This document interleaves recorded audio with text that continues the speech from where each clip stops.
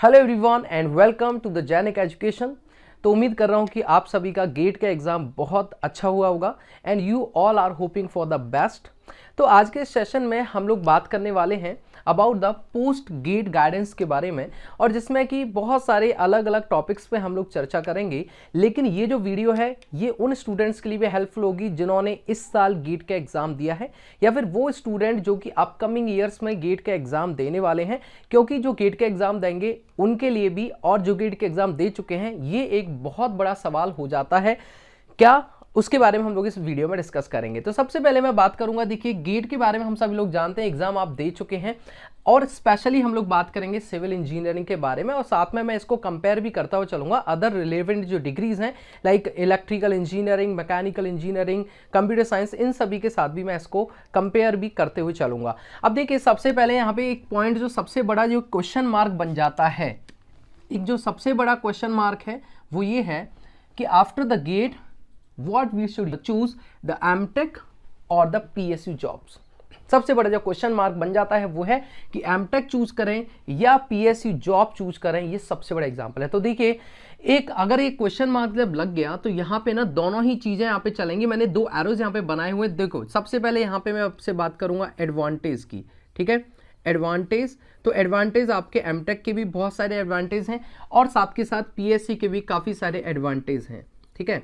Advantage आपके PSUs के भी हैं, PSUs में जाने के लिए, जॉब करने के लिए, तो एडवांटेज आपके बहुत सारे हैं। PSU में जाने के भी एडवांटेज हैं और MTech करने के भी, आपके पोस्ट ग्रेजुएशन करने की भी आपके एडवांटेजेस हैं। इसके अलावा यहाँ पे आपको डिसएडवांटेज भी दोनों के अंदर ही देखने को मिलेंगे। जब एडवांटेज हैं तो आपको डिसएडवांटेज भी देखने को मिलेंगे, ठीक है।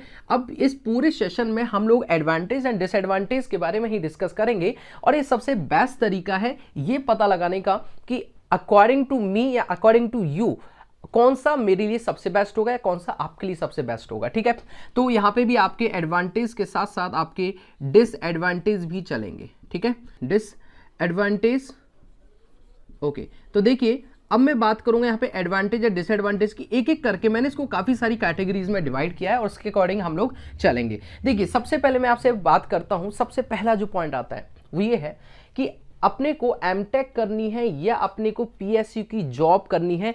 इसके लिए सबसे बेस्ट, जो सबसे पहला जो क्राइटेरिया मैंने डिसाइड किया है चूज करने का कि क्या चूज करूं, वो है आप खुद से क्या चाहते हैं। देखिए आपके फैमिली वाले अलग कुछ बोलेंगे, आपके फ्रेंड्स कुछ अलग बोलेंगे, आपके टीचर्स, मेंटर जो वो कुछ अलग बोलेंगे, आपका दिल कुछ और बोलेगा, सुनना सबका है। लेकिन सबसे पहला क्वेश्चन जो आपसे आप पूछोगे वो है कि what you want from your life, आप कैसी लाइफस्टाइल जीना चाहते हैं, आप किस तरीके का फ्यूचर आप देख सकते हैं, आप खुद से क्या एक्सपेक्टेशन रखते हैं, वो चीज सबसे ज्यादा मैटर करती है। तो ये पहला जो पॉइंट है ना, ये आपको सबसे पहले क्लियर करता है, क्योंकि देखिए जब हम लोग सेकंड ईयर थर्ड ईयर तक जाते हैं तो वहां तक हमें ये पता चल जाता है कि यार जो मेरी कॉलेज है, जो मेरा कैंपस है, वहां से कितना प्लेसमेंट हो सकता है, क्या चांसेस है मेरे प्लेसमेंट होने, क्योंकि आप अपनी परफॉर्मेंस भी जान चुके होते हो और साथ के साथ आपको ये भी पता चल चुका था कि यार एक्चुअली में जब मैं मास्टर करूंगा या फिर मैं आगे गेट का एग्जाम दूंगा और मैं सेलेक्ट हो गया तो मेरे को यार PSUs की तरफ बढ़ना है या गेट के थ्रू मेरे को अच्छे कॉलेज की तरफ जाना है, ठीक है, जब आप ग्रेजुएशन कर रहे होते हो,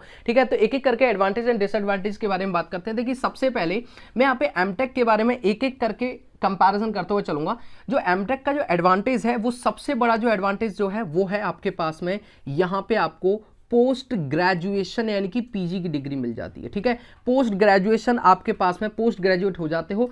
साथ ही साथ जो आपका मास्टर्स वाले हैं कि जो MTech वाला स्टूडेंट है, भाई देखो अगर आप फर्दर स्टडी करना चाहते हो, पहला पॉइंट तो मैंने आपको क्लियर किया कि सबसे पहले ये पूछिए कि आप कैसी लाइफस्टाइल चाहते हैं, आप खुद से क्या एक्सपेक्ट करते हैं, उसके अकॉर्डिंग आप समझ सकते हैं कि आपको MTech करना है या आपको PSU करनी है। अब यहाँ पर एक चीज आ जाती है कि देखिए अगर आप फर्दर स्टडी करना चाहते हैं, आपको एक नॉलेज, आप चाहते हैं कि आप जब किसी इंसान के सामने बैठे हो तो आपको एक नॉलेजेबल पर्सन माना जाए, आपको एक मैच्योर और सीरियस पर्सन माना जाए जिसको सच में आपकी नॉलेज की एक वैल्यू दिखे सामने वाले को, तो definitely you should go with the masters MTech, ठीक है। अब MTech में भी भाई ऐसा नहीं कि सभी को टॉप IITs मिल जाते हैं, टॉप NITs मिल जाते हैं, ऐसा नहीं होता है भाई।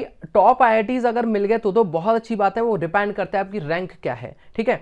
लेकिन अगर टॉप IITs नहीं मिलते हैं और अगर आपको फिर भी ऐसा है कि नहीं मुझे तो नॉलेज लेनी है, मेरे को एक क्यूरियस है आप अगर अंदर से कि यार मेरे को नई नॉलेज बहुत ज़्यादा चाहिए, तो definitely you should go with the masters, ठीक है।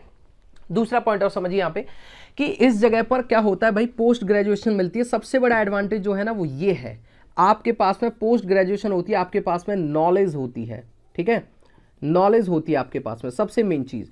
क्योंकि अगर आपने मास्टर्स नहीं किया, फॉर एग्जांपल आपने क्या किया, गेट किया, गेट में मार्क्स लेके आए, डायरेक्टली आप चले गए पीएसयूज की तरफ, तो पीएसयूज में आपको जॉब तो मिल जाएगा, ठीक है, जॉब बहुत अच्छा भी है, लेकिन जो सबसे बड़ा ड्रॉबैक जो होगा वो होगा नॉलेज का। क्योंकि यहां पर आप जब पीएसयूज में आप जाएंगे डायरेक्टली गेट के थ्रू, तो आपको अंडर ग्रेजुएट माना जाएगा, आपको पोस्ट ग्रेजुएट नहीं माना जाएगा। तो यहां पर जो सबसे बड़ा जो एडवांटेज है, जो कि इसका डिसएडवांटेज है, वो ये है कि आपको यहां पर आप क्या रहते हैं, अंडर ग्रेजुएट ही रह जाते हैं, आप पोस्ट ग्रेजुएट नहीं हो पाते हैं, ठीक है, ये एक बहुत बड़ा है। तो यहां पे आपके पास में जो नॉलेज है, ऐसा नहीं कह रहा हूं कि मैं नॉलेज होती ही नहीं है, लेकिन हाँ अगर आप मास्टर्स करते हो तो डेफिनेटली आपकी उस स्पेशल किसी फील्ड के अंदर आपको एक बहुत ज्यादा एक्सपर्टीज यहां पे मिल जाती है जब आप मास्टर्स करते हैं, लेकिन वो आपको पीएसयूज में नहीं मिलती है, ठीक है। तो यहां पे आप, मैं इसको कह सकता हूं कि लेस नॉलेज, ठीक है, आपको थोड़ी कम नॉलेज होती है, ठीक है।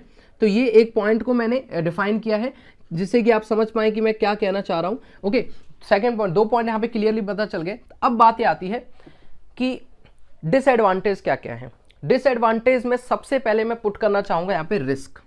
क्या है रिस्क? रिस्क वो ये होती है कि आप कोई से भी आईआईटीज में चले जाइए, आप कोई सा भी एनआईटी चूज कर लीजिए, टॉप आईआईटीज एनआईटीज कर लीजिए, वहां पर जो प्लेसमेंट का जो चांसेस होते हैं, प्लेसमेंट का अगर मैं क्राइटेरिया देखता हूं तो प्लेसमेंट वहां भी 70 to 80% ही होता है।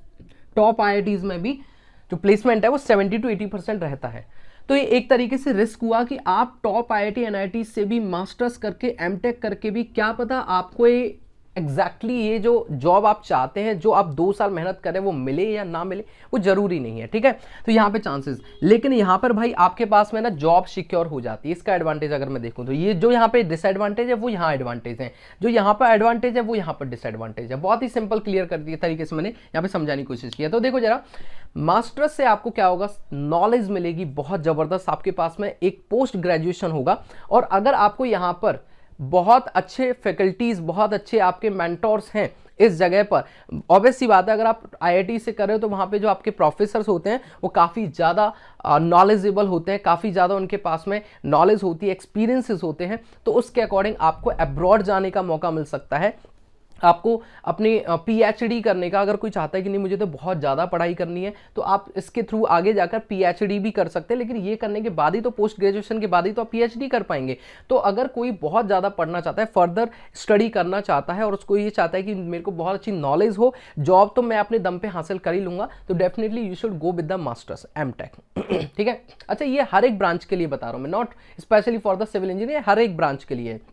दूसरी बात यह है कि अगर आप यहाँ पे मान लीजिए, रिस्क क्या है इस पर, डिसएडवांटेज क्या है कि मान लीजिए आपने एडमिशन ले लिया, ठीक है, आपने रिस्क ले लिया कि यार जॉब आपको पीएसयू भी मिल रही थी, आपको मास्टर्स भी करने को मिल रहा था, लेकिन आपने मास्टर्स को चूज किया। बहुत सारा मैंने देखा है जो रैंक 1 होते हैं वो पीएसयू चूज नहीं करते हैं, वो एमटेक चूज करते हैं, और बहुत सारे ऐसे देखे हैं जिनको रैंक 50 होते हैं वो आपके पास में पीएसयूज को चूज करते हैं, मास्टर्स को, एमटेक को चूज नहीं करते हैं, ठीक है। वो अपना अपना पॉइंट ऑफ व्यू, मैंने पहले ही एक पॉइंट क्लियर कर दिया कि आप खुद से क्या एक्सपेक्ट करते हो, आप इन फ्यूचर खुद को कहां देखते हो, ये एक बहुत बड़ा पॉइंट है, ठीक है, दैट्स इट। उसके बाद आगे अगर हम लोग बात करें यहाँ पे पीएसयू के बारे में, तो ये चीज समझ में आई होगी आपको मेरे हिसाब से, ठीक है। पीएचडी करने का मौका मिलता है, तो अगर मैं यहाँ पे बोलता हूँ, यहाँ पे अगर मैं बोलता हूँ चांस फॉर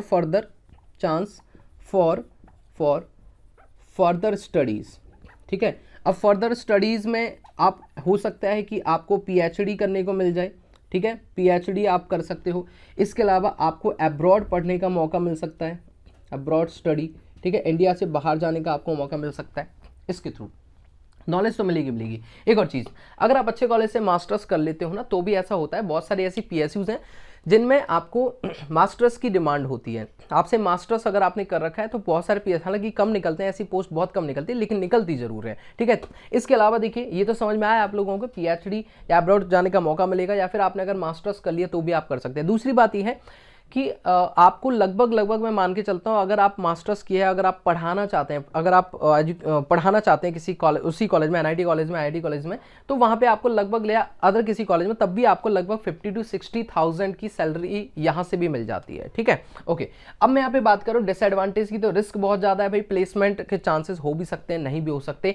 और दूसरी बात यह है कि अगर आपने ढंग से नहीं पढ़ा इसको, फॉर एग्जांपल आपको लगा कि यार मेरा डिसीजन प्रॉपर नहीं है, तो शायद आपको काफ़ी ज़्यादा प्रॉब्लम यहाँ पे फेस करनी पड़ सकती हैं।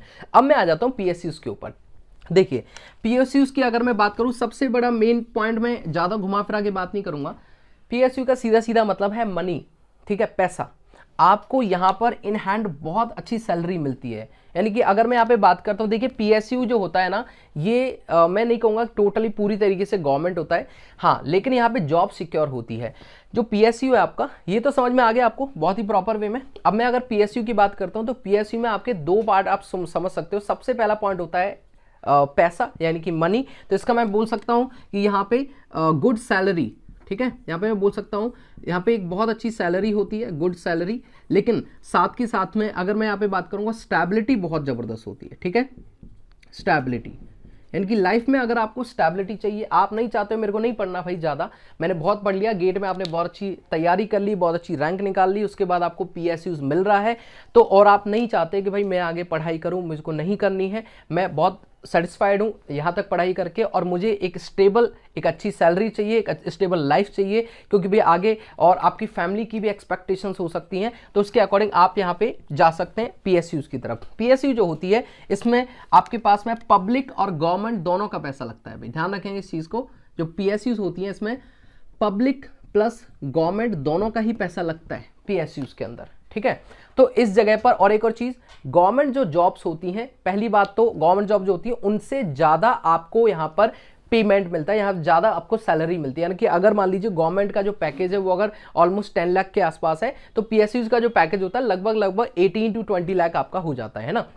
सीटीसी, इन हैंड कटपिट के आपको आराम से मैं मानता हूं, सिविल इंजीनियर की अगर मैं स्पेशली बात करता हूं, मैं बात नहीं कर रहा भाई सीएस आईटीज की, क्योंकि सीएस और आईटी में तो आपको करोड़ों के पैकेज लगते हैं, लेकिन हाँ और वो भी कहां पे मिलते हैं, जो कि टॉप आपके पीएसयूज है, सिर्फ उन्हीं में मिलेंगे। लेकिन अगर सिविल इंजीनियर की मैं स्पेशली बात करूं, तो लगभग आपको 70 to 80 या 90,000 तक आपको अच्छी सैलरी, इन हैंड सैलरी आपको मिल सकती है पीएसयूज के थ्रू, ठीक है। तो स्टेबल लाइफ होगी, सारी चीजें आपको समझ में आ गया, ओके। और डिसएडवांटेज क्या है, आप अंडर ग्रेजुएट हो गए, आपको लेस नॉलेज होगी इस जगह पर, ठीक है। अब अगली बात समझिए आप, नेक्स्ट जो पॉइंट है जिसके थ्रू मैं इसको कैटेगराइज करता हूं कि आपको क्या चूज करना चाहिए, वो है आपके फैमिली की एक्सपेक्टेशंस। कि मान लीजिए आपकी फैमिली में जो लोग हैं, उनकी जो आपकी फैमिली है वो आपके ऊपर पूरी तरीके से डिपेंडेंट है, कि यार उनको ये चाहिए कि यार आपने पढ़ाई कर ली, उसके बाद आप उनको एक लिमिट तक वो आपको पढ़ा सकते हैं, आपकी फीस को वेयर कर सकते हैं, उसके बाद नहीं कर सकते। तो उस जगह पर आप क्या कर सकते हो कि या दो तरीके हैं, या तो आप मास्टर्स करो जहां पे आपको क्या मिल जाती है, स्कॉलरशिप मिल जाती है, स्टिपेंड मिल जाता है, जैसे कि आपको रेगुलरली क्या मिलता है, आईआईटीज एनआईटीज की तरफ से आपको एक प्रॉपरली पर मंथ आपको एक पेमेंट मिलता रहता है, पैसा मिलता रहता है, जिसके थ्रू आप अपनी पढ़ाई को कंटिन्यू कर सकते हैं। लेकिन कई जगह पर नहीं मिलता, अगर आप किसी प्राइवेट कॉलेज से करते हो या फिर नॉर्मली करते हो तो नहीं मिलता है, ठीक है। और गेट स्कूल आना तो जरूरी है ही उसके लिए। लेकिन अगर आपकी फैमिली चाहती है कि नहीं यार बहुत हो गया, हम आगे पढ़ाई नहीं करवा सकते, तो यार आपको टाइम बर्बाद नहीं करना चाहिए। आपको ऐसा नहीं करना चाहिए कि रैंक कम आई है तो आप नेक्स्ट टाइम फिर प्रिपेयर कर रहे हो। अगर आपको एक अच्छा मौका मिल रहा है तो डेफिनेटली आपको पीएसयू में चला जाना चाहिए, ठीक है। एक और चीज मैं आपको बताता हूं जो यहाँ पे बहुत अच्छी चीज है, वो ये है कि इसका जो डिसएडवांटेज है ना, वो है आपको job in the remote locations, ठीक है। रिमोट लोकेशंस पे आपको जॉब करनी पड़ती है। रिमोट लोकेशंस का मतलब है आपको रेयरली मेट्रो सिटीज मिलती हैं, ठीक है। आपको रेयरली मेट्रो सिटी मिलती है जॉब करने के लिए, ठीक है भाई। अगर आपको समझ में आ रहा है बात को कि भाई जॉब करने के लिए आपको रिमोट लोकेशंस में ही जाना पड़ेगा, जहां पे मेट्रो सिटीज नहीं है, लाइफस्टाइल नहीं होती है। कई बार ऐसा हो जाता है, स्पेशली सिविल में तो होता है। तो ये एक बहुत बड़ा डिसएडवांटेज है इसका। लेकिन एडवांटेज ये हो सकता है कि अगर आप रिमोट लोकेशंस को सच में एंजॉय करना चाहते हैं तो डेफिनेटली आप पीएसयूज में जा सकते हैं, क्योंकि यहाँ पे जो आपके पास में जॉब की लोकेशन होती है वो चेंज होती रहती है। अगर आप उसके लिए रेडी हैं तो डेफिनेटली जा सकते हैं, लेकिन जॉब जो है वो स्टेबल होती है, जॉब आपकी कहीं नहीं जाती, गवर्नमेंट की तरह ही बिल्कुल सिक्योर होती है। और आजकल जो हमारा जो स्टेटस हो गया है, आजकल जो कहूँगा मैं, जो सोसाइटी के अंदर जो अपना स्टेटस हो गया वो सेम ही हो गया। मतलब ऐसा पहला ऐसे था कि गवर्नमेंट जॉब की वैल्यू बहुत ज़्यादा थी, लेकिन आजकल लोग प्राइवेट सेक्टर में अगर अच्छी सैलरी है तो आपको इक्वल उसी स्तर पे रखा जाता है, ठीक है। तो दोनों के बहुत अच्छे एडवांटेज और डिसएडवांटेज को हम लोग कंपैरिजन करते हुए समझ रहे हैं कि कैसे चीज़ों को हम लोग ज़्यादा अच्छे से चूज कर पाएंगे, क्योंकि आपका डिसीजन होगा यार कि देखो 4 चीज़ें इंसान सबसे पहले सोचता है दिमाग में। सबसे पहली चीज़ क्या है, मैं कैसी लाइफ स्टाइल चाहता हूँ, मैं 10 साल बाद खुद को कहाँ देखता हूँ, वो चीज़ सबसे पहले चूज कर लेगी। एमटेक करना है कि भाई पीएसयू में जाना है। दूसरी चीज़ है कि आपके लिए पढ़ाई ज़्यादा इंपॉर्टेंस रखती है या फिर स्टेबिलिटी और पैसा इंपॉर्टेंस रखता है। तो आप बहुत एकदम कड़वी और सच्ची बातें हैं, ठीक है। तो अगर आपके लिए पढ़ाई इंपॉर्टेंस रखती है कि यार मैं अपने दम पे कुछ कर ही लूंगा, तो आपको एमटेक की तरफ जाना चाहिए। अगर आप सोचते हैं कि नहीं यार मेरे को तो भाई बहुत पढ़ाई कर ली, अब तो मेरे को पैसा चाहिए, तो आप इसकी तरफ मुड़ जाइए। दूसरा पॉइंट। तीसरा पॉइंट ये कि अगर आपको रिमोट लोकेशंस में भी काम करने में कोई दिक्कत नहीं है, तो आप डेफिनेटली पीएसयू की तरफ जा सकते हैं। लेकिन अगर आपको बहुत कोई शानदार जॉब चाहिए, मान लीजिए आप गेट के थ्रू, पहले गेट में आपने तैयारी कर ली, फिर आपको ये चाहते हो कि भाई ईएससी की तरफ भी मैं बढ़ूँ, इंजीनियरिंग सर्विसेज की तरफ, तो भी आप गेट के साथ में उसकी तैयारी कर सकते हैं, यानी कि एमटेक करने के साथ साथ उसकी तैयारी कर सकते हो और एक अच्छी पोस्ट पर आप पहुंच सकते हो, ठीक है। वो चीज़ भी है पढ़ाई करके।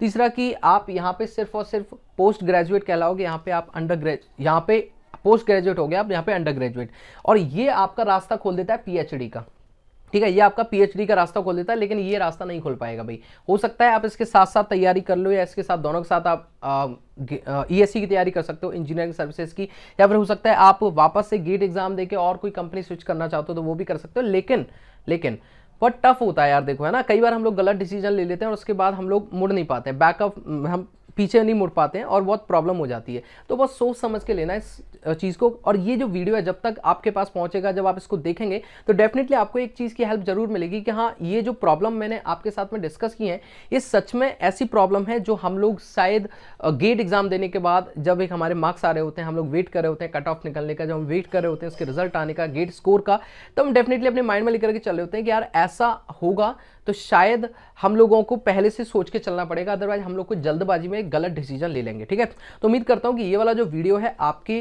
जो भी प्रॉब्लम्स हैं उनको जरूर सॉल्व कर पाएगा कि मुझे गेट चूज करना, एमटेक चूज करना चाहिए गेट के थ्रू, या मुझे पीएसयूज में जाना चाहिए। तो आप अपने सपने को, जो आप सपना देखते हैं एक सोसाइटी में रह के और एक अच्छा लाइफ स्टाइल जीने का, या फिर एक अच्छे नॉलेज के साथ में आप चाहते हैं, तो आप अपने अकॉर्डिंग उसको चूज कर सकते हैं। उम्मीद करता हूँ कि ये वाली वीडियो से आपके लिए आसान होगा चूज करना एमटेक और पीएसयूज को, ठीक है। और इसी तरीके की वीडियो, इसी तरीके के टॉपिक्स पे हम लोग आगे और बहुत सारी वीडियो में डिस्कस करते रहेंगे। एंड तब तक के लिए thank you so much and bye bye.